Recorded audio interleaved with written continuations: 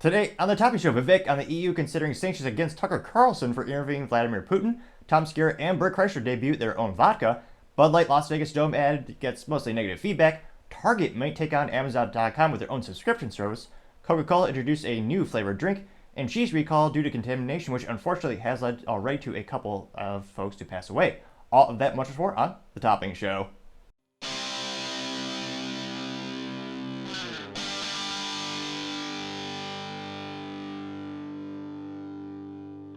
Thank you everyone for taking the time to tune in today. Today's episode of Topping Show is proudly sponsored by Topping Technologies. Topping Technologies is an IT value-added reseller and services company with a special proficiency in IT security.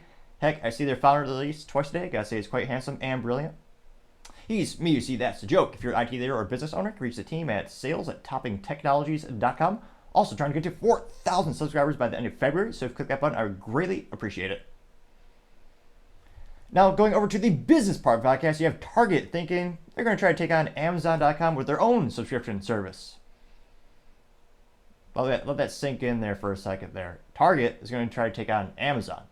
I actually impressed I said that with a straight face. But nevertheless, going to the actual article, this comes to us thanks to Melissa Cantor over that LinkedIn. And they note that, quote, Target is considering a paid membership program modeled after Amazon Prime to compete with its larger rival. Citing anonymous sources, in addition to generating subscription revenue, such as programs encouraging people to shop online and spend more money, yada yada, it is going to actually try to also drive customer loyalty. But Target's program, known internally as Project Trident, there better be an association or plug-in for the gum, because I mean, if not, that's just a lost opportunity. Nevertheless, they note that the Project Trident would be a late addition to the crowded market at a time when many consumers already have subscription fatigue. Amazon Prime launched in 2005, and they have, get this, 200 million members, which is astronomical. Not to brag, but I am part of the 1% of Americans who do not have Amazon Prime. Partially because, really, it's all fluff. You don't need anything there. They're not selling anything that you're going to die without. It's all luxury, and I understand some people need to have their products shipped in a New York minute, but, again, it's just luxuries you don't need. But I understand. Now, Target, I can't fathom how they're going to try to compete against Amazon with a subscription service. I don't know if this is hinting at them trying to get into content, but you have to remember with Amazon lost money for like a decade or more. I mean, there are interviews with, Jeff Bezos famously on the Jay Leno show, like joking about how much they're losing money, and it's part of the business model. And they had that calculated risk. They knew, after a long amount of time, they would actually turn a profit. And Amazon, nowadays, is they're more of an IT company than anything else. They just happen to sell a few things online. You look at where their company is really growing is AWS, also known as Amazon Web Services.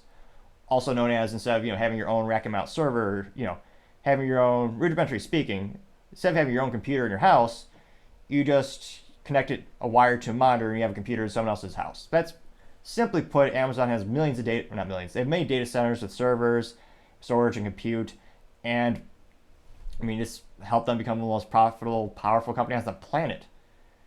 And I can't fathom how Target is going to try to compete with them. And again, they do know in the article, people already have subscription fatigue. How many do you have already? It's just astonishing. Every streaming platform has one. And I don't know what the value added of Target is going to be. Granted, I know they don't just sell groceries, partially because there's only 2% profit margin in grocery stores to begin with on average. But I guess they do sell, TVs, clothes, and all that kind of stuff. But I guess maybe they're just going to try to copy Amazon and say, hey, if you pay for a subscription, you'll get a free shipping after $25 or $35, whatever it is.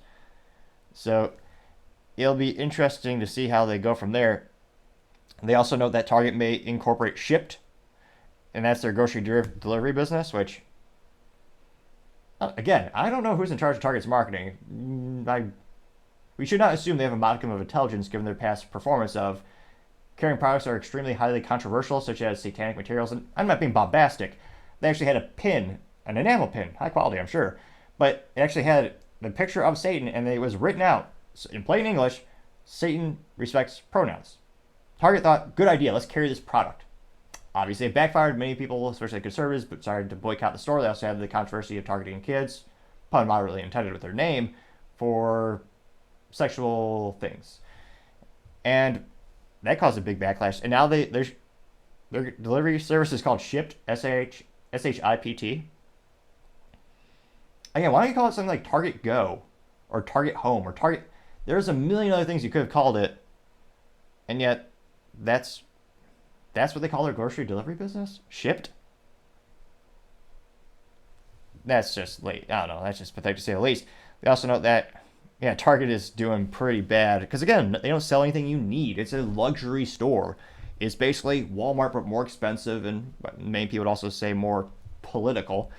They note the stock, and now I'm kind of curious. Let me pull up their stock trend right now.